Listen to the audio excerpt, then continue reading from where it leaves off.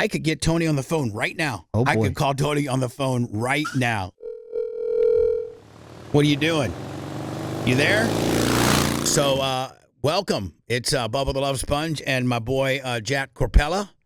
And actually, even though I'm kind of sitting in the host chair, Jack's going to interview me. This is going to be an interview, I think, that you put up on one of your big channels. Yes, sir. It feels nice. Give me some love. Thank you so much for having me. How about that? I get to come to somebody else's studio. I've got a very What do you think about my studio? I think it is top notch. People don't even realize how badass this place is. It really is. Yeah. It has far exceeded my expectations. Well, most podcasting places they look good on camera, but they're teeny tiny. You know, it's kind of an optical illusion, but our place is massive. I love it. I love it, guys. This is, by the way, episode 3 of the Racing Jack Show. Bubba, in case you do not know, in case you're living under a rock, a real media icon, media legend, and I don't know if everybody understands your background in motorsports, and that's why I really wanted to get you and talk about it, because I loved your interview with Tony Stewart. I thought it was amazing, and you being a track owner yourself, I think you have a lot of knowledge to impart about what it's like on that side. Well, you know, I always wanted to. I grew up in Indiana, so when you grow up in Indiana, you know, you are indoctrinated to open wheel racing. And so I lived about 45 minutes from Gas City. I lived about an hour from Kokomo. And so I grew up on dirt racing. And then in my hometown, Warsaw, Indiana, we had a nice track too with Tony Elliott's dad, Jimbo Elliott. And so I grew up wanting to, you know, race. I kind of wanted to race, but my dad never really had the money, and he had his own hobby where he restored antique. My dad was and still does to this day, restores 32 Fords. So he didn't have time. So, you know, the progression of getting a kid in racing, much like I did my kid, is that, you know, you start him in go-karts and then you kind of go from there. Well, my dad wasn't having any of that shit. So I went all through college at Indiana State. Well, I flunked out actually, but I grew up around racing.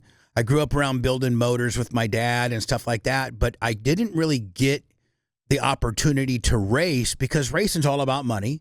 I mean, even if you're just going to start like in the Crown Vic division, you know, like a local street stock, you know, V8 Thunder, you know, what they're taking these old Monte Carlos and clipping them, you know, they're still $5, $6, $8 grand. I mean, you know, it's $1,500 to put a roll bar in a car, and you know, then so I never had the money, you know, going through the ranks of radio until I got to Tampa and started kind of really doing well financially. And I just one day, like back in 1995, I went to East Bay, you know, the legendary East Bay, and I just got on the radio the next day and be like, God, I'd love to do something like that. And a guy named Jim Sanchier had like 3 late models, and none of them were real good. They were all shit boxes. You know, they weren't like the Keith Nobbs bitches and the Donnie Morans, and you know, there wasn't anything. They were just some old, you know, but you know, so he puts me in one of those, and I was like, man, I'm hauling ass. I am fucking hauling ass. I got lapped like 3 times. You know, I was trying to, I didn't spin out, but you know, starting out on dirt is just really, really, you know, it's just a whole different animal than asphalt. Asphalt's about car control and not spinning out. And dirt, you feel like you're going to spin out at all times if you're fast. So I progressed through that, and then I got hooked up with a guy named Bucky. I forget what Bucky's last name. And he put me in a sprint car, a full-blown 360 sprint car, which those are, you know, very radical. And I did pretty good.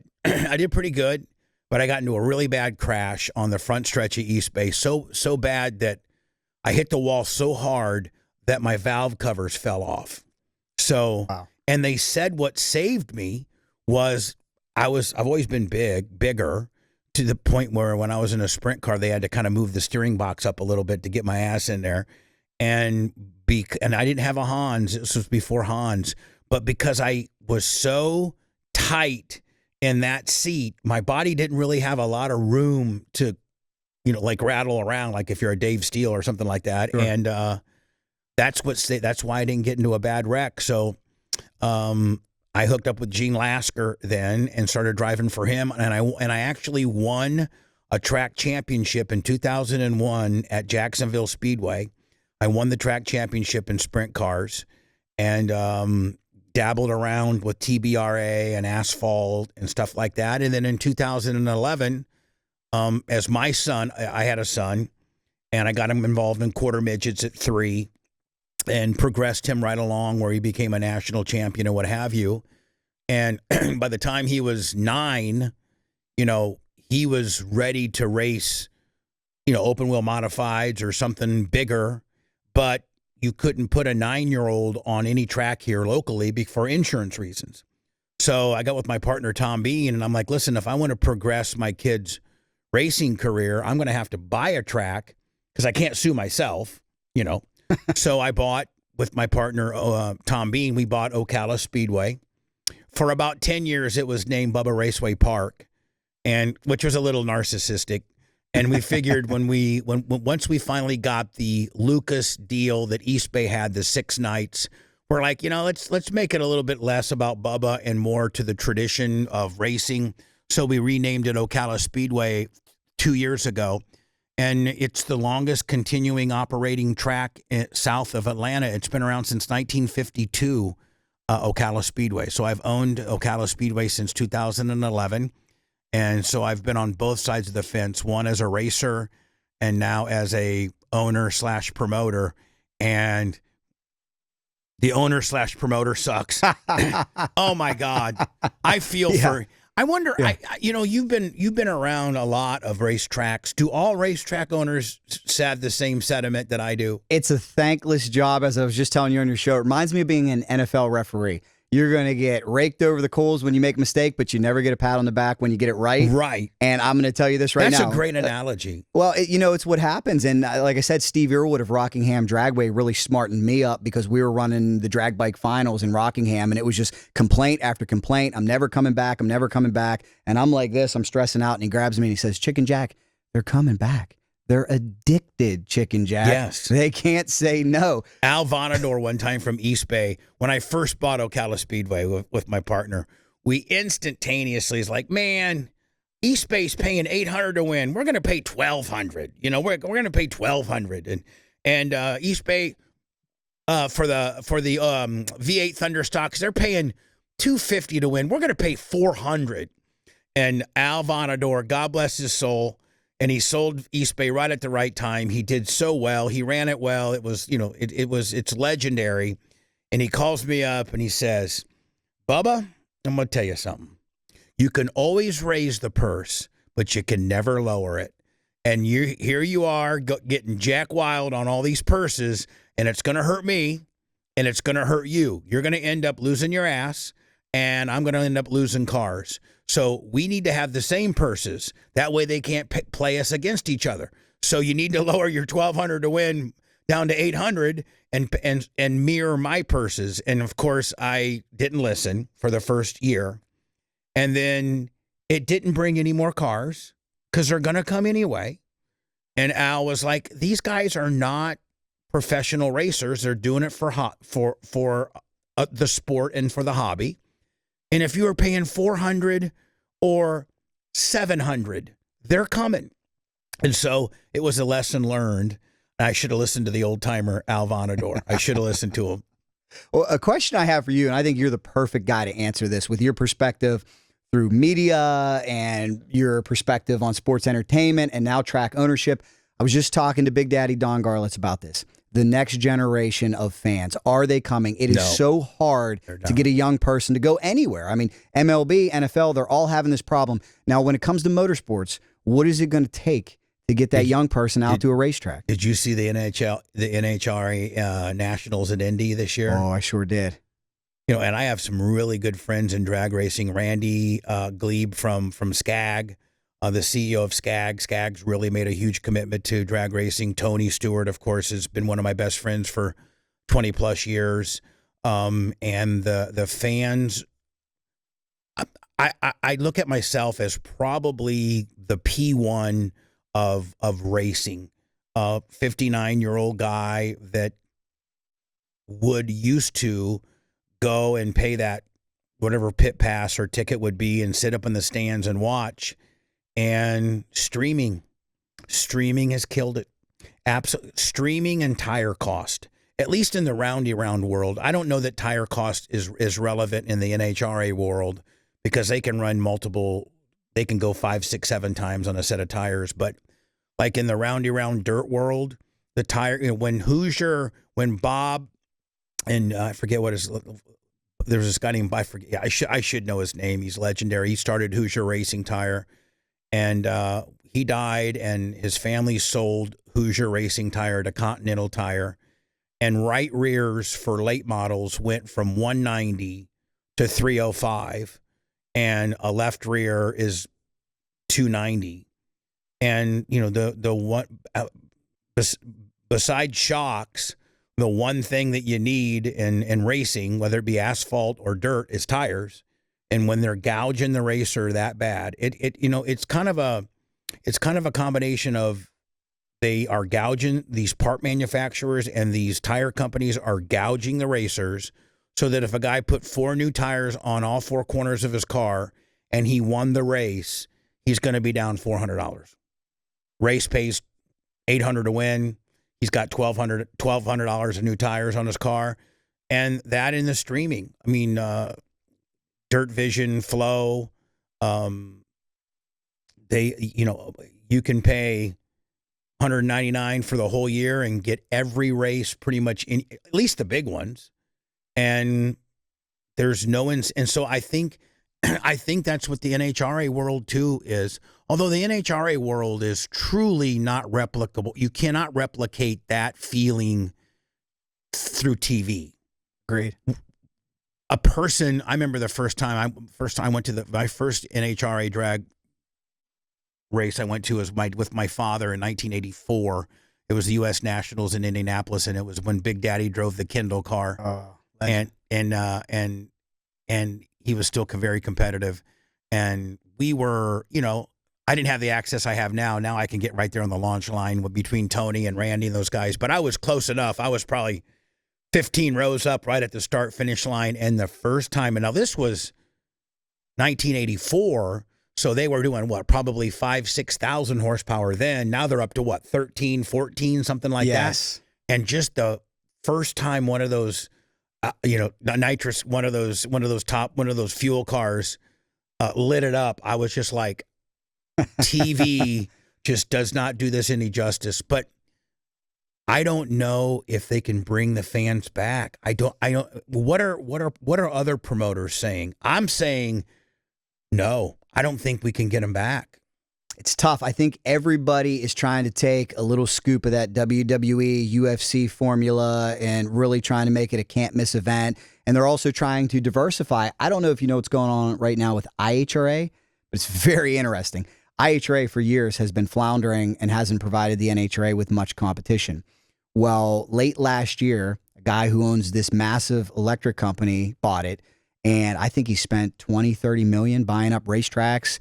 He's putting on events that he's got to be losing $100,000, $200,000 every time he runs. He's trying to get Tony and all the boys to come over because he's paying $50,000 to win in Top Fuel. Right. And he's paying that with 1,000 people in the stands. Right. So he's really looking at this as Does he got a streaming deal or a TV deal? He has a streaming deal that he's doing on YouTube, all over the top. No TV deal, but they've done things like they're bringing in a Ferris wheel and they've done bull riding. So they're really trying to make it a variety show. But that's such a slow burn, with regards to the amount of money you have to put out to get a little bit back and the infrastructure and the brand loyalty that you have to build. NHRA has become this 800-pound gorilla. I don't think Glenn Cromwell and those guys, what a lot of people don't realize, and I'm not trying to talk shit about anybody, but the NHRA is a 501c3 nonprofit organization. Did you know that? I did know that. I'd love your take on that. And so what they don't realize is these got, all these salaries, these $700,000 and $800,000 salaries that Glenn Cromwell and all these other guys are taking. Their goal is to break even or lose money because it's not a profit. It's a charity. They run it like a charity. And so that's very top heavy in management and very bottom heavy in paying the purses. And it's just, a lot of people don't know that. It's their way or the highway. What, you know what, I was given this information by some very reliable sources. Do you know the NHRA is such a fucking racket that if you know that NHRA and drag racing is the one sport that's built on hospitality. They pride themselves on every ticket's a pit pass. So if me and you, Jack, are just regular guys, we can buy regular tickets, sit in the last row. But if we want to go see John Force or Brittany Force or Ron Capps go fire his car up, we can literally get from me to you. We can get that close. And then the drivers are so gracious that after every time they do a warm-up run or something like that, they always go to the stanchions and take 15 or 20 minutes. So you have to be retarded and lazy if you don't get an autograph from your favorite guy. Because if you are patient enough, he'll get to you, and you'll get as close as you can to that, 13,000 horsepower, full-blown, funny car. And then they have these big hospitality suites where they back their haulers, and they have these big tents, and it's all catered for all of their sponsors and all their VIPs and stuff like that. And so that's what, NASCAR doesn't have that template. NASCAR does. NASCAR has a little bit of hospitality built into it, but not near. Like NHRA is the epitome of hospitality. Do you know that these teams cannot have their own food and hire their own chefs and buy food at Costco? Because the food's not extravagant. It's chicken sandwiches, it's hot dogs, it's bratwurst, it's hamburgers, it's macaroni and cheese. But for the sponsor that's coming to the event, that's all they need. A bag of chips and some Cokes, and you have to enter into a vending agreement with the NHRA and buy your food through them. And if you don't want to buy your food for them, it's a $4,000 or $5,000 payoff. You have to pay them $4,000 to get an exemption so that you can go and provide your own food. And so at that point, it's the savings that you would potentially get on doing it yourself doesn't outweigh the $4,000 fine you had to pay. But that's how big of a racket. Yes. If you're going to have a T-shirt trailer there, it's like $20,000. Oh yeah. So I mean, like they're killing themselves. Absolutely. And so this IHRA guy or whoever he is, if he could just hold on long enough to get some traction and do opposite of what he has to know all these problems. Yes. He has to know that these where the problems are. Yes. And it's so fixable. I don't know if that puts asses in the I don't know if that puts asses in the seats, but you've all of racing from round, I own a 3/8 high bank dirt oval to Sunshine, Showtime Speedway, asphalt to Citrus. Everybody's hurting. Everybody's hurting because we can't get people we can't get good car counts anymore. Very rarely do we have full fields because the average fan can't afford that $300 right rear, and it's tough to get people in the grandstands because technology has overridden the ability now. If back in the day, if you wanted to go see 800 horsepower wing sprint cars, you had to go to East Bay or you had to go to your local dirt track. Now I can just turn it on Flow and watch them all night long in the comfort of my own recliner in my underwear with my balls hanging out. And like I'm just saying, like racing. And you know what? At the highest level, NASCAR, look at they're struggling. Sure. I mean, they're fucked. I mean, it's like almost racing is on the verge of extinction. I think it's hard to get people to leave their couch, leave their house. I went up to Columbus, Ohio this year for an IHRA event, and I was doing some research about NHRA's first national there in '72, the Spring Nationals. They opened the gates, 40,000 people came in. And I thought, what a different world. You couldn't watch it on streaming. You couldn't watch it on TV. Magazine coverages, you're going to wait for 3 months. Right. No X, no anything. You had to be there. So it was a Woodstock-esque environment, and all the racers were rock stars. And now I get to the year 2025, and I'm like, where do we go from here? How do we bring that demand back to get the average fan to show up? And I don't even know, I don't even know, Jack, if anybody smarter than you and I has the answer. I mean, everybody's asking it. How do we get asses in the seats? How do we get costs down? How do we pay more? You know, sponsors are leaving. You know, sponsors now, I mean, okay, do I want to pay $25,000 to be on an ARCA car for the weekend, or do I want to spend $25,000 in digital, you know, Google ads that I can have some actual matrix and tell me how many people I hit and how many people clicked on my link? You know, so so if you look at the sponsor end of it, which fuels everything, the fan end of it, and then the participation end of it, meaning the racers, the fans, and the sponsors, and all three of those are hurting. And then the other thing, and this NASCAR has done it to itself, is it's no longer some regional kid from Indiana, some hot shoe, some 14-year-old kid, some Jeff Gordon. Let's say Jeff Gordon and Tony Stewart. Jeff Gordon and Tony Stewart's families. Tony Stewart's dad was a shop teacher in high school, made $20,000. If Tony had to rent a ride, he would have never made it in the sport. Jeff Gordon would have never made it in the sport. Back then, they would go to their local. Back then, in order to get discovered as a driver, they would go to their local track, asphalt, short track, drag strip, find that kid that had the it factor, that already had a regional following because he raced, you know, all of Indiana or all of Ohio or all of Florida, and he'd built up a regional following. And then they progressed him through the natural ranks of ARCA, trucks, Xfinity, NASCAR, the Clint Boyers, you know, the Carl Edwards, the Mark Martins, that had spent 10 to 12 years racing locally, building up a fan base, and they earned their way behind that wheel. Now Dad just writes a check. It's $2.5 million to be in a truck. It's $4.5 million to be in an Xfinity car, and it's $8 million to be in a NASCAR. Where do you want to race? And then they put the kid in a simulator.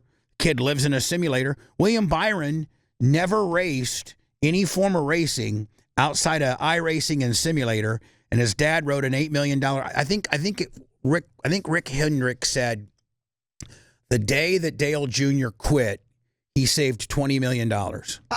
He saved $15 million on having to pay Dale Jr. because Dale was a $10 million guy with a $5 million endorsement kicker. Wow.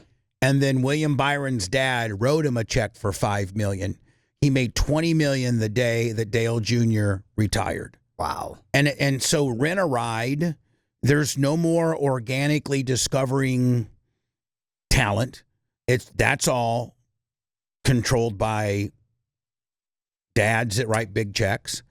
And the fans, these guys their dads are writing checks, they've not busted their ass for 10 years and been in Gas City, Indiana, and Putnamville and Kokomo, and that built these regional followings. So when they made it to NASCAR, the guy from Kokomo was like, man, I saw that kid about 5 years ago in a fucking USAC midget just killing it. I'm gonna follow that guy. Yeah. I'm not gonna miss a race because I know that dude. That dude came from Atwood, Indiana. They don't. So it's like the sport has kind of done it to itself by getting greedy with just every aspect of racing, and I don't know if there's any relief in sight. It's tough. I know a young man who's trying to follow that old school path right now. His name's Josh Balicki, great friend of mine, and he started in NASCAR, and he explained to me he was a back of the pack scuff tire guy. He had no chance to win whatsoever because they didn't have the tire budget. So he's a start and park guy. Yeah, he was a filler, but he grabbed me and he said, you know what? I'm out here. I'm a professional racer. I've got some endorsement deals. This is perhaps my ladder to the big time. Well, last year, a good buddy of mine, Joe Koenig, who is friends with him and dirt races with him, sponsored him. Joe Koenig is a drywall company owner, drywall product, and they got in a Joe Gibbs car for Portland. How much it cost? $200,000 for one race. For one race, yeah. And Bilicki was running top 3 the entire day. But that ride cost him $200,000. Final stage, he gets spun out and ends up finishing about 15 positions back. And he took it like a champ. But it was just like you said, that they had hoped that maybe that would be the way in for Joe Gibbs. Like, had he won it, then maybe Gibbs would be like, okay, kid, we're going to give you the next one's free on us because we think you got some talent. So the kid has the talent. There's a racing deal that goes down. Could have won the damn thing. And his destination could be a little bit different. But the initial buy-in was $200,000. $200,000. Because, I mean, when they went to Tony Stewart, they said, he had a deal with Harry Ranier for IndyCar, and Joe Gibbs actually had to buy him out of his Harry Ranier contract to get him. So it was almost reverse of what it is now. Now you pay Joe Gibbs to race. When Joe Gibbs found Tony Stewart in IRL, he had to pay Tony Stewart's guy to get him out of his contract to get him to go race for Joe Gibbs. So it's completely flipped. And it's not developing good talent. Now, listen, Kyle Larson's a prodigy. Kyle Larson, people don't realize Kyle Larson went through the rent. He started with Keith Kuntz in midgets, and that's a $300,000 a year gimmick. You want to go run for Keith Kuntz, who has the best midget open wheel program in the world, it's $300,000.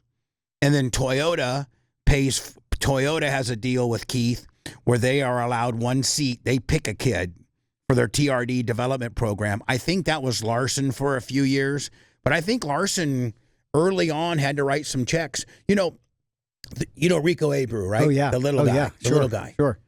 Talented. Oh, yeah, absolutely. Unfucking absolutely. believable. Chili Bowl. Yeah, Chili Bowl. Won it time. 3 times. Just signed with Tony to run Tony's World Outlaw team. Great. And so the sport needs, NASCAR needs a woman that can drive, not Danica, but a woman that can go out there and drive. And there's one coming someday. And my buddy Brian was hoping it was going to be Haley Deegan. She took a shot at it. She didn't make it. She could not make it. Everybody thought it was going to be her. Mm-hmm. She. When you get out there with the big boys, that short little track bullshit that you've done doesn't mean nothing. So Rico. Can you imagine if the sport had an attractive girl and little Rico? Now, as soon as you see little Rico, who's about this tall and jacked up body, like he's jacked up. He's got bigger arms than you do. He's this big. He's absolutely the most lovable guy there is. Uh-huh. And because of his disability, even makes you want to pull for him even more. But he's a good-looking kid. He's got $1 million smile. He can almost subsidize his entire racing program on his merchandise. He's just such a great kid, and he's so talented. He is so talented. And so NASCAR fucked him because his dad owns a winery called Abreu Winery in California, and his dad's got his dad's a multi-millionaire. So what does NASCAR do? NASCAR puts him in a truck. Rico does pretty good. And I don't think it was a rent or ride. It might have been, okay, hey, Rico, we're going to give you 4 or 5 races, see how you do. He did really good. And then somebody in NASCAR or somebody in the Xfinity world said, hey, his dad will write the check. And Rico said, I don't want to get in that way. So can you imagine if NASCAR had Rico, the little guy, and a hot chick who could really race? I would actually start watching NASCAR again if I knew a little guy was going to win. And because his famous thing is when he would do a backflip, kind of like Carl Edwards, he dives into his pit crew. So he gets on the car and he's just a little guy and he dives and his pit crew catches him like Superman. And so that's what NASCAR needs. But NASCAR won't develop these. There are some of these people out there that could move the needle, but they want to charge them $2, $3, $4 million. So Rico does the truck deal. they're like, hey, the next step up is Xfinity, but your dad's going to have to write a $4 million check. And Rico's like, fuck it, I'll just run dirt cars. I'll run World of Outlaw sprint cars, high limit sprint cars. Rico probably makes $300,000-400 grand, as a driver and with merch. I'm not paying to play your game when I'm a promotional tool in itself. I could bring more to the sport than my dad having to write a check. And where NASCAR fucked up the most is not fast tracking Rico to the big time. We have to watch every other the Kosovars from my son waxed Carson Hocevar's ass in Kalamazoo during quarter midgets, USAC quarter midgets. My kid kicked that kid's ass, but I don't have the ability to write a $5 million check and put my kid in NASCAR like his dad. His dad owns a chain of jewelry stores, and his dad's loaded. And so, those are the people they're getting. Nobody knows who the fuck Carson Hocevar is. Nobody knows that. You see the kid, he's a good-looking kid. He's 6'3", plays the part, but he's not Rico Abreu. Rico Abreu, you'd watch him one time on NASCAR, and you'd be like, man, they're just a little motherfucker. He's about this big, and that bitch outdrove everybody, put a slider on Kyle Larson. NASCAR can't even get it right. So if NASCAR can't get it right,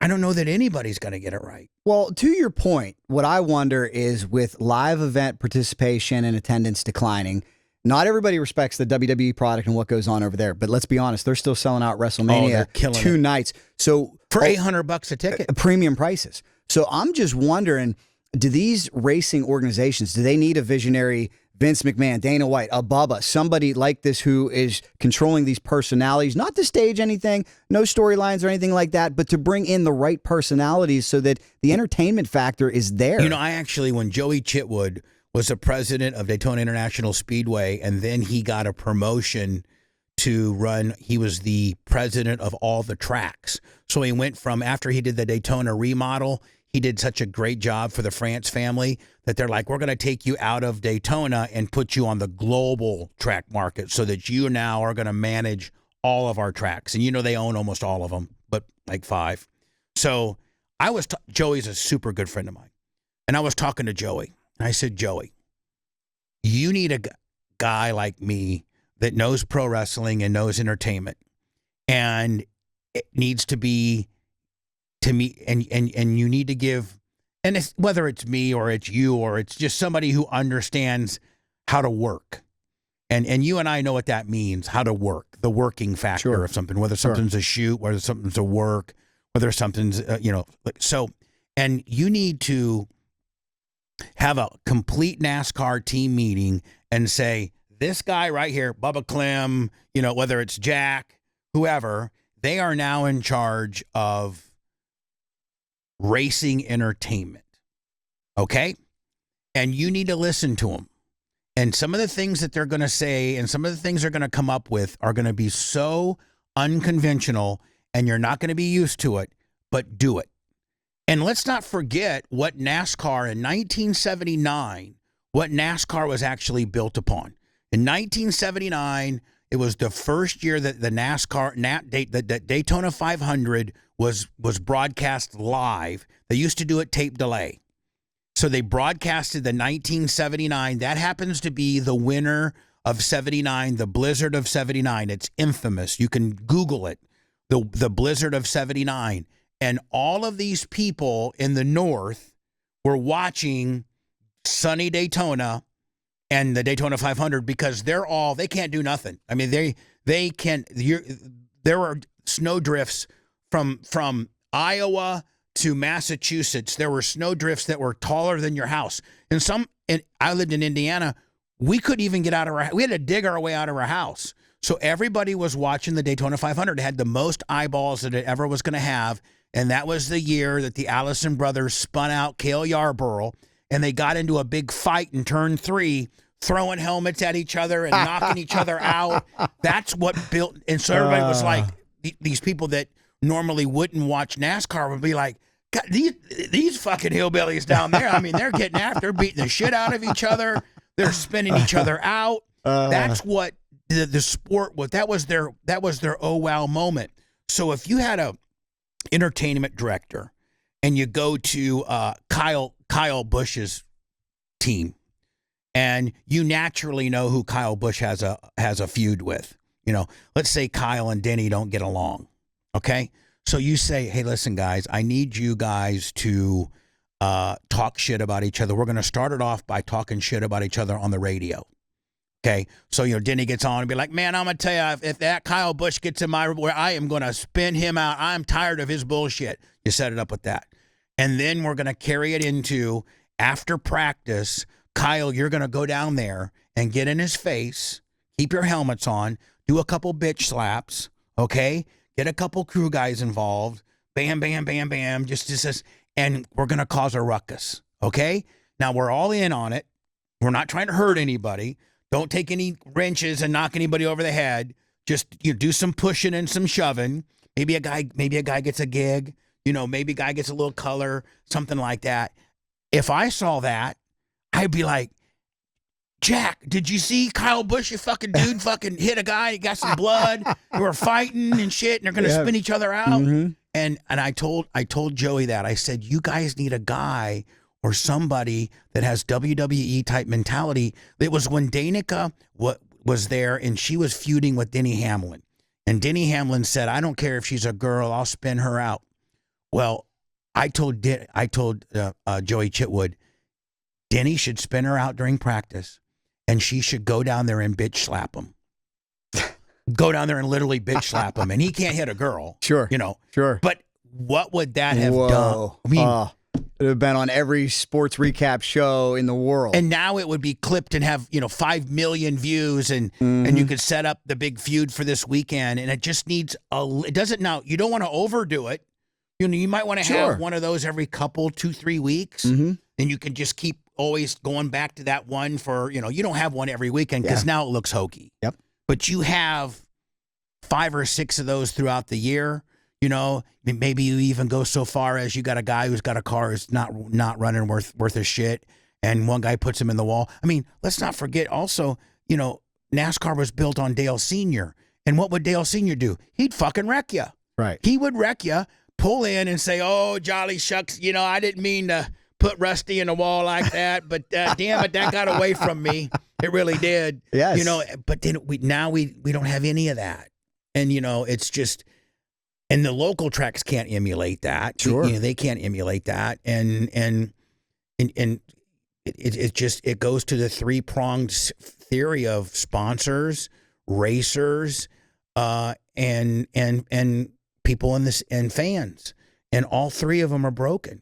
100%. I think it all comes down to everybody wants to be entertained. Right. Nobody ever complained that race was too entertaining, that movie was too entertaining. When I was working with Lucas Oil and they had me on a show called On the Edge, I learned a lot. I got an education because we would go out to these short course races and I loved it. Robbie Gordon, Jeremy McGrath, Brian Deegan, Pro 4s, Pro 2s, millions of dollars of equipment. And turnout would be okay. And then I would go to Irwindale and they would have something called the Night of Destruction. Oh, motherfucker, hold on. Don't even go any further. Right. Don't even go any further, Jack. Let me tell you this.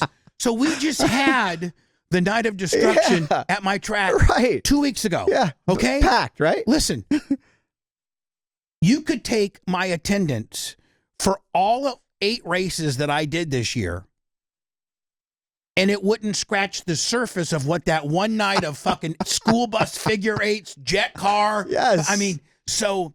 Yes. You're completely right.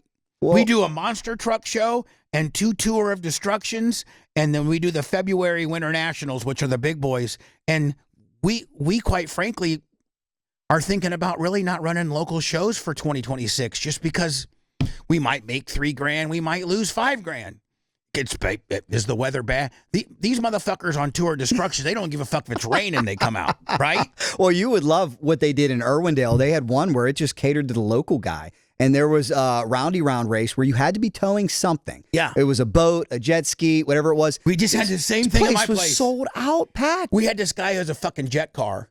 And after the demo derby, the boat chain race, the fucking enduro, after all that, the this one stunt guy took a limo and jumped a fucking RV, but didn't make it and went through the RV with all this pyro. Then they take all the cars that are still running and do a demo derby, and then they take 2 junk cars and put them on top of each other and get this fucking jet car to light them on fire. Well, all the magnesium from the transmission and all the catalytic converters, it just creates an unbelievable, and the fans go just absolutely fucking nuts. I mean, we had to bring in for the tour of destruction that we just had. We had to bring in 1,000 additional bleachers. Oh my God! From our normal sitting capacity. That's wonderful. There's no other event that we do throughout the year that's racing related that we sell out the venue. It's awesome. And that'll really keep a track going. I mean, that's a shot in the arm to what you need for people don't understand the expenses that you have just to stay in business. Yeah, I mean, and the tour of destruction guy makes so much money that he won't even let the track, I shouldn't really tell on him here, but he won't even let the track participate. He rents the track. About that. He won't even let you participate. So he gives you 10 grand for the track. You get half of parking and all the concessions. He gets the gate. And he gets So he puts about $150 in his pocket, and he's got them stacked up every weekend. And he's brilliant. So buses are hard to come by, and buses are hard to move too. So what he'll do is he'll make you sign. The guy's name's Mo, and he's fucking brilliant. Probably the only guy that's really making it in motorsports right now. And so what he does is he'll go to these school municipalities and buy their broken down buses for $2 grand. And he'll bring 10 or 12 of them to your track, and they'll paint them all orange and blue and call one the night. They'll kind of cut. They take all the seats out of them, they take the hoods off of them, and then they make you store. You have to sign a contract that you're going to have at least 3 years worth of shows, and then when they're done, you have to store them at your track for him, so he doesn't have to move them. So every track that he does an event has 12 of his buses tucked back in the back, and his guys come like 3 days before. They're all diesel mechanics, and most of them just need battery. And they take the batteries out and cover the motors with trash bags, and that's all. And every one of them starts. They come and put a new battery in it, throw a little starting fluid in there, and then and a couple times they'll like on the figure 8 they'll wad one up. And then he'll be like, okay, well, we need to find a bus and bring back, because he always likes to have 10, because nothing's worse than a figure 8 school bus race that only has like 4 buses, but he has 10 always, and you have to store them for him at your place. I mean, he's got it figured out. What a business. What a program. You can only buy the tickets online, and they're usually sold out. You can't, like we were turning people away. That's amazing. Like people were coming, we're like, well, I bet everybody has a good time. And it reminds me of something that I watch a lot of the gurus who teach you about content, and they continually stress to average YouTubers, if you're making content for yourself, your views will be 1. So listen to your audience. And with these events doing so well, these nights of destruction, I love racing. I love hardcore racing. I think maybe the insiders forget what the general public wants and what it takes for them to be entertained for 3 hours at a time. And clearly, Night of Destruction is in line with that. I don't know. Have you ever been to Norwalk, Ohio, Summit Motorsports Park? No, but I've heard about it. Okay, legendary track. Bill Bader Sr. was really close with John Force. Force would call him the P.T. Barnum of drag racing. Great promoter. His son told me when I was young, we're not in the racing business. We're in the entertainment business. Right. And I never forgot that. So Bill Bader, he has a 3-hour tight show called The Night Under Fire. Usually books in John Force. I'm sure he's going to book in Tony. And he will do more fans in that 3 hours than he does for a 4-day NHRA national event. Just in those 3 hours? Just in those 3 hours. So is it kind of like a best of deal? Like it's a best rock of the concert. best? It's a rock concert. He's a big WWE fan, by the way. Right. So he gets it. He starts out the show. He's in a tuxedo. There's a script. There's a parade of champions. Here comes all the cars. There's a flyover for the national anthem. Fireworks go off. It's nonstop action for 3 hours. Then the most amazing fireworks display you've ever seen with a cannon going off in the background. Everybody goes home happy, and they come right back. And it's about 50-50 with regards to racing versus entertainment. Yep. And that's, but the local track can't afford that. The local track, I can't afford a $5,000 pyro show for a Saturday night race. Sure. I just can't. Sure. So when my back gate's barely paying for my purses. If not, and I'm only getting, 800 in the stands because at 3:00 it looked like it was going to rain. It's just and racing in Florida is a whole nother animal. It's so much harder because when you're up north, like you and I came from, it's kind of indoctrinated to you. It's in your blood. Well, down here, everybody's so transient that racing isn't nearly as big of a thing on any level. Sure. I think the Gator Nationals, I think even they were off this year, weren't they? They were off. They had bad weather. That's the best NHRA race. I was there and it rained. Terrible, which I know hurt them, and that's the best NHRA race of the year, that there is something special. That is like spring break for drag racing fans. They don't even run the Winter Nationals anymore to kick off the season out in Pomona. Oh, that's right. They switched it to Gainesville because Gainesville's so big. And I don't know if you saw what happened this past weekend, but oh gosh, I got to just give it one of these because I'll go on the record. I love drag racing. I love the NHRA. I'm not a hater. I've kind of been critical, and I've given the dissenting opinion sometimes, which I know you always do. Some of the fanboy media has not loved me because of that never wants anything negative. You say it like it is. I mean, because, you report it the way it is. Well, I want to get your take. I think NHRA screwed up big time this past weekend. And your buddy Tony Stewart, he took the high road. He said all the right things. Didn't they? Well, it was the last race of the year. I know, and Hagen was up for what wasn't Hagen? Hagen was up. That's the guy. So Coletta and had... He's a good dude. Yes, Matt Hagen's he'll very kick our good asses. Dude. Yeah, absolutely. he definitely will. But so they get this oddball California November rainstorm. They can't get anything down the track. The banquet's scheduled for Monday. There's a TV window scheduled for that weekend. I get it. It's a mess. It's going to be a mess financially for NHRA, but they said champions will be crowned based on your points coming in. To me, that's like Game 7 of the World Series. Could you imagine them saying, you know what, guys? They weather it out. Weather it out. Super Bowl's not going to happen. We'll go with regular season record. So a lot of people are defending the NHRA because they're saying it was a decision for safety and they had no other choice. Why couldn't they run it on Monday? I guess it was supposed to rain until Tuesday, Wednesday, and then talking about teams sticking around. But I know Vince McMahon, Dana White, this is not how they would end the season. If they had to wait a week, if they had to reschedule it, if they had to put it in another part of the country, let's go to Gainesville. Remember when Vince had the USFL? Oh, yeah. And they had the generator problem? And it was their Monday night equivalent to their Monday night game, and it was an unbelievable game. Yep. And they were running their back end production off of these Sunbelt generators, and nobody checked the gas. Forgot to gas them up. Oh. And they fucking ran out of gas.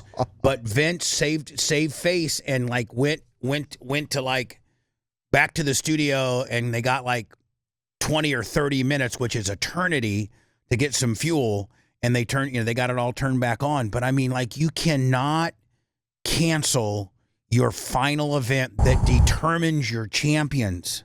Pro Stock Motorcycle, which I follow closely, they had two guys, Gage Herrera and Richard Gadsden, neck and neck. Richard won the championship. I'm very happy for him, his first. But it was a winner-take-all situation. Right. If Gage would have went out there and won the race, he would have won the championship. Was Hagen the same way? Hagen had an opportunity. Hagen was really, I think, the guy out of everybody that got the short end of the stick. And I posted Tony's press release, and Tony, being the professional he is, took the high road. They did the right thing. Hagen did an interview, but I wonder what the real story is behind the scenes that, as a competitor, that had to be tough. I mean, and there's a huge difference unilaterally across the board on how you market your team and your sponsorship opportunities from being a second place guy or being the champion. Absolutely. I mean, being the champion gets you X amount of dollars. Being the guy who got second gets you Y. Sure. So I mean, had Hagen now, which would have been his fourth or fifth championship. Sure. I think. I mean, he's a multi champion. Sure. So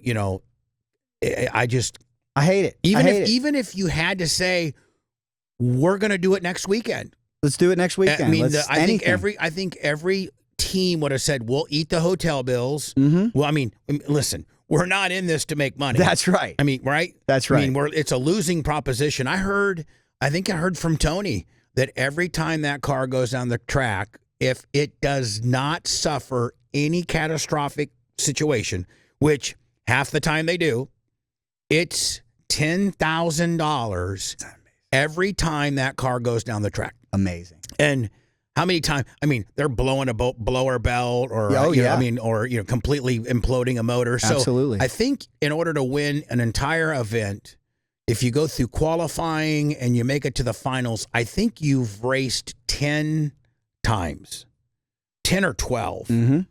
So that means your cost, if nothing breaks, and I don't think that I've ever seen a funny car or a Top Fuel, a dragster, go all weekend unscathed ever. Yep, they don't. So it's $120,000 dead hard cost for something that pays $35,000. Unbelievable. I mean, unbelievable. And you would love the thoughts of Big Daddy Don Garlitz, because talking with him, he wants to slow these cars down. He wants to take them down to about 8,000 horsepower. And he always talks about when he came back in 0203, he said his engines are still intact. He never destroyed them. He said, I only qualified once because that's the game now. But he said everybody goes out there and destroys their stuff every pass. Right. And he said if the sanctioning body would just rein it in a little bit, they could bring costs down so much, but they want these crazy explosions and they want everybody pushing the limits. But I agree with Big Daddy. He made me laugh at Gainesville. He said, you know, why don't we just get these races over in 0 seconds? Then he thinks there's nothing to look at. And I agree. I slow him down a little bit, right? As long as it's 300 miles an hour, I think we'd have a good time. Once you've hit that 300, and now we're in the low 330s, approaching 340. Now we're 340 now. Aren't we? We're 340. Yes, 340. We're 340. Brittany put in a 340. And I can tell you, Goodyear is very concerned, from what I understand. I have a picture that you have to check out. The tire at the top end looks like a square, that they cannot certify these tires much faster than what they're going. And there's nothing they can do technology-wise. Rubber only has a certain amount of elasticity and a certain amount of togetherness that when it is, spinning that fast, you can't, they probably can't certify it past 300. I mean, so now we're at 340. So you're at one or two, you're at NHRA, you're at an avenue now. Because they're going to get to 400 someday. Sure. Someday. Sure. I mean, just like when they hit 200 for the first time. I mean, remember that wasn't too long ago, or 250 for the first time, and now, and they didn't put any provisions on them to slow them down. They're like, let's keep going. So then they hit 3. Now then they hit 320. Then they hit 330. Now we're at 340. The average fan sitting in row 15, half track, doesn't know if a car's going 250 or 330. You can't tell. There's no way to tell. We sat with some boys, a few race teams, Nitro guys, up at one of the bars in Gainesville, and they gave us an earful. They said, hey, we just did a match race at Martin, Michigan. We detuned the car. We were half a second off the pace. None of the fans cared. They loved it. Smoke, flames, fire, great fast run. Yeah. And that's why I agree with Big Daddy. They should choke them down. They would choke them down. I'd love to see him go back to quarter mile. When I say that, it's like a dirty word because... No, it's not, because you could stop a car at a quarter mile if he's going 100 mile an hour less. 100 mile an hour 90 less. or 80. Yeah, exactly. Bill Bader, the same guy I was telling you about from Summit Motorsports Park, he tells me there's a data point from 2008 when they changed from quarter mile to 1,000 foot that shows the sport in decline from that very point. Now, he's like, we had the financial crisis. We had a lot of other things going on, but that is a data point. The sport was built on quarter mile. Quarter mile. And 1,000 feet just isn't a quarter mile. And like Big Daddy said, to quote you, what are we watching here? We're watching three and a half, not even a half, 3 low 3-second races. 1, 2, 3, bam. I mean, and we're shorted, I don't know how many feet. How many feet? 300 feet? Yeah, 320 feet. 320 feet. Mm-hmm. I mean, at 320 feet from the starting line to 320, that's as important as the last 320 feet. Sure is. I mean, we're talking mostly about NHRA, but I mean, they're as broken as I mean, they're I don't know. I mean, well, that's telling that even the inner workings of I think what is like wrong I even right know the now. vendor inner workings. Oh, it's bad. I'm best friends with owners, so you know all about it. And they're like, let me tell you this: there was a lot of friction between the owners and the NHRA. And again, I love the NHRA. The way that it's run right now, it is a not-for-profit organization, which comes from back in the day when Wally Parks would take street racers. Yeah, but Glenn Cromwell doesn't need $1 million salary. Well, Glenn is not even the most powerful man in the NHRA. How about that? The board. The chairman of the board, Peter Clifford. Yeah, Peter didn't want to be out front. He didn't want to be Vince McMahon, Dana White. So he put Glenn there. Glenn's making north of 500,000. Peter's making north of $1 million. Where a lot of the friction came in, and these are the stories that we'll get your media pass pulled for telling that. Right. Hey, I'm going to tell though because these are what the racers were saying. during COVID, those payouts got slashed down to nothing. And apparently the quote from Cromwell was, hey, don't worry, we're taking a haircut too. And these racers said, well, we'll see when the tax returns come out, and their pay went up. Now, they did cut workforce, but the executive pay went up. And that is where a lot of this friction came in. And I know they're scared. What I've heard, they're scared to death of Tony Stewart because they know that he's a guy that here's can Tony. start his Tony, own organization. Yeah. I mean, he's done it. I mean, and he's got the money, the infrastructure, the name, and the sponsorships. And you get him and Randy from Skag. Oh, yeah. Now, they're I don't know if you know, but they become very close. I'm actually a spokesperson for Skag.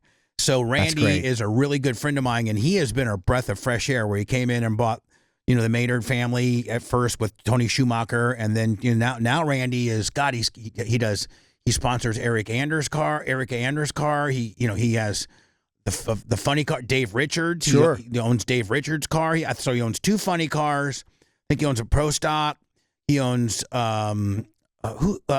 Justin Ashley. Ashley, yeah. The best reaction to absolutely. Is that guy great driver? Is that guy fucking in? He's. I mean, can anybody touch him off the tree? He's awesome. I mean, I've had him on awesome. the show, and he's the greatest guy. But there's got and so I've talked to Tony and I've talked to Ron Capps, had them all on the show, and Ron Capps swears that if you hit the gas, the minute you see that very first bulb, there's no way to red light. There's no way. You're just humanly, you may cut a 10 or a 12 or a 15, but you cannot, if you wait to that first yellow gimmick, guys at red light anticipate it, and that's who red lights. But he said Justin Ashley must have some either better vision or some type of better hand-eye coordination than anybody else because he's never known anybody to have that consistent RT. There's racers that are gifted like that. I don't know if you remember when they went from incandescent to LED lights. That was a big deal. And I don't remember that. Some of the old school guys lost their edge because they claimed you could see the filaments starting to, where LED is just an instant on or off. Instant on, so instant an off. old school guy like Johnny Force might be looking at that filament, right? I mean, that's how fucking sick these guys are. So they're fucking on that filament, right? And they just see that filament and they're gone, and they put in a 15, right? Yes, absolutely. But LED's instant on, and you can't see it, right? Yes. It just goes to show you that Justin Ashley's how good they are. They are very, very good. I mean, I'll talk to Tony, and he'll put in like a 56. And he'll be pretty happy with it. And he'll be like, fucking Justin Ashley put in an 18, made me look stupid as hell. Well, what a story Tony is, though. I knew from day one he's going to succeed at this. Oh, I did too. And drag racing. I knew when he was practicing in Bradenton about a year before he started. I knew I knew that he was into this. When he started dating Leah, which was way before he actually got involved in the sport, he got the bug. And he was, at first, they put him in a funny car, and he was really claustrophobic. A lot of people don't know this. He was super claustrophobic. Oh man! And said, "Get me out of this thing. Get me out of this thing." So they put him. He didn't even take it down the track. So then they put him in a rail, and it wasn't even a canopy rail. It was an open rail down at the Bradenton school, and he on a top alcohol, and he loved it. And when he falls in love with something, he's all in. And NHRA should be scared of him and Randy because him and Randy could compete against, could get the corporate sponsorship and compete against NHRA. Sure. Well, what NHRA needs is a single owner. I don't know how it could happen. Like right now, this is your palace. If you want to make a call, if Bubba has some type of creative decision, you can make it happen.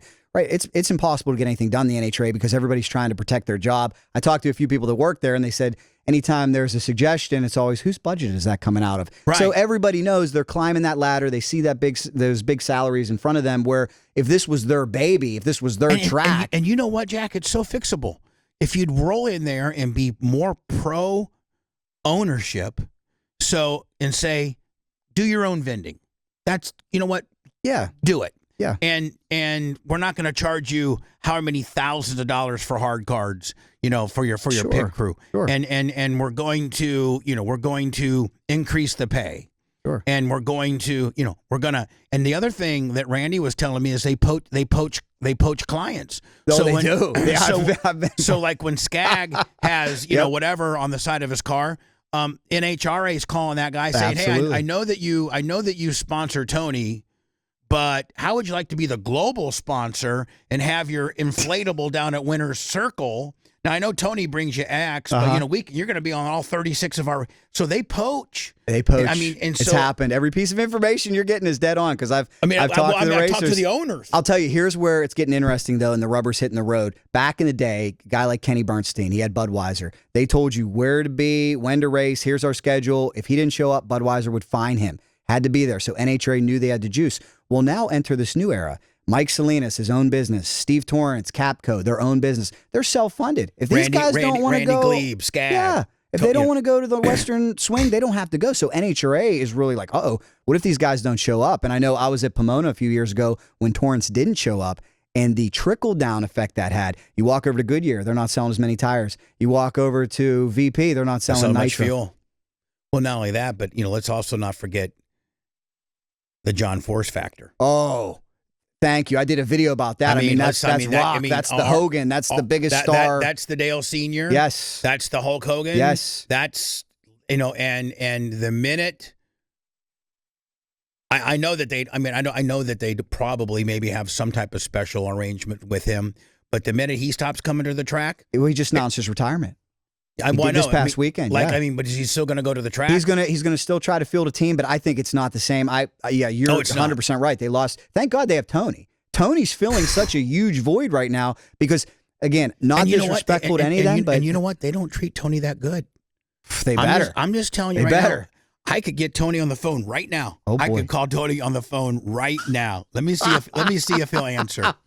Let me see. He's selling tickets. I know that. Let me see if let me just bullshit. Let me just see. And he's probably going to get mad at me. I'd love to know what he would think about what happened this past weekend.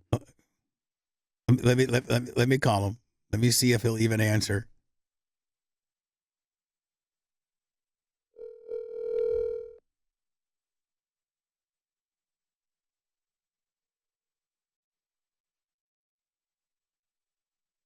What are you doing? You there? You in a bad cell? You got your Cricket wireless? It's just about that bad up here. Listen, I'm doing a podcast. Don't say anything bad, but there's this guy, and he's very famous, Jack Corpella, and we're talking about NHRA, and he's like, you don't understand how bad NHRA needs Tony Stewart. Like, he is, I don't even know if he knows the kind of power that he's got. So I wanted to tell you that. Yeah, I appreciate that. If they don't have you, buddy, they're done. Amen. Amen. Thank you, Tony. So, listen, I didn't mean to put you on the spot, but I want to tell you I was thinking about you, and happy birthday to little Dom. Thanks, man. He's got 2 teeth now. He spent his birthday in misery and pain cutting 2 teeth in. Really? So yeah. When we get boy, man. When we get him fitted for a go-kart? I don't know. I hope after he asked for golf clubs. Way cheaper. Yeah. Hey, buddy. I love you. I'll call you back. All right, friend. See you later. Thanks, Tony. Bye now. Wow. Wow, is this guy connected or what? That? How about your Rolodex, man? How about that, Tony Stewart, pick it up. That was tremendous. How about that? Oh, my God. Wow. And Tony understands how lucky. Hey, who else is selling tickets? But very humble about it. We know, just like in wrestling, it's about selling tickets. I love all those guys. I love Antron Brown. I love Caps. They're all stars. Was that cool? That was super, super cool, man. That was so awesome. I love it. Tony Stewart out there selling tickets. You are the man. I could keep you here for 10 hours. I know I can't. But you know what we need to do? Is we need to do this more often. I would love to. Like, let's, make it a thing. I would love to. Like, every, month or 6 weeks we get together. We can do it right here. I love it. I got everything you need. I love it, man. Where do you usually do your podcasting from? All over. I just, normally I'm on site covering races. I got to come up to your racetrack one of these times. But so in February, I'll give you my schedule. I'd love to. I got non-wing USAC and Lucas super late models. I'd love to have you up there. Absolutely. I'd love to talk to you too about, I saw you sitting on a Honda Magna.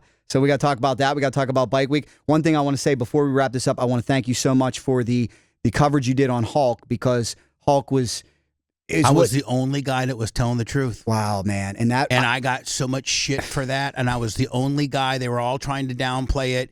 And I was getting reports, boots on the ground, that he wasn't going to make it. And I ended up catching a ton of heat for it. But there's a lot of people that appreciated that, I wasn't bullshitting. Well, I told Lamy it wasn't the update that any of us wanted, but you were reporting the truth. And I can tell you this, what happened in July changed my life. And it's probably a reason I'm sitting here, because Hulk is one guy I never got to work with. I was good friends with Mean Gene. Mean Gene used to take me out for some cocktails. So I would go to Hulk's bar, and I wanted to talk to him about motorcycles, because I don't feel like anybody ever sat him down. He was a motorcycle enthusiast. I wanted to do an hour with Hulk. He had the NWO chopper, and he had the red and yellow one. Yeah. So what I did, Bubba, big mistake, is I sat back on my hands and I said, I don't want to be fanboy Mark. He's getting mobbed. I'm going to wait. I've got so much time to talk to him. Little did I know that we were running out of time. And what you don't understand is when Hogan was the kind of guy, everybody was like, hey, I love you, you're good.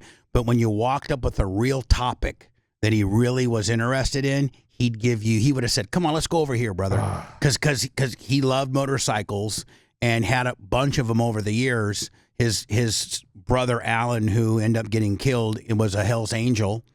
In California. Oh my gosh, I didn't know that. Big, that's obviously the culture is very, very motorcycle oriented. So if you'd walked up and just say, Hogan, when you get done signing for all these boys, I got a huge YouTube channel. I'd love to talk to you about your motorcycles. He would have been.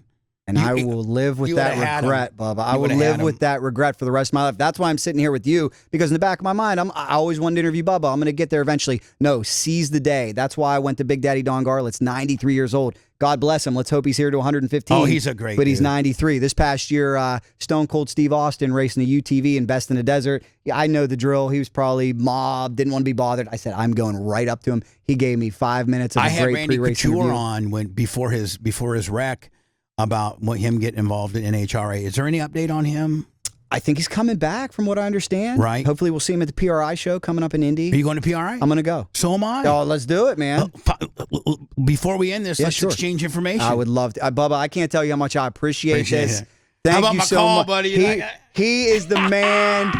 Bubba, thank you so much. I'm going to have to come back, because we haven't even touched about the monster truck and all this other cool stuff. No. But I want to I know your time is valuable, and I thank you, and I thank you for what you've done in media. That's a whole nother podcast, too, talking about this changing landscape. I love what you're doing. And, guys, everybody make sure you watch this show that is on. It's a great show that you guys have. You're still out there rolling up your sleeves in the trenches, getting it done in new media. So thank you, Bubba. I really appreciate you, it. Jack. Good seeing you, my man. Good seeing you, man. Thanks so much, guys. Make sure to subscribe. And like I said, hopefully we'll be back. And we definitely got to go check out Bubba's Racetrack. Thank you, Bubba.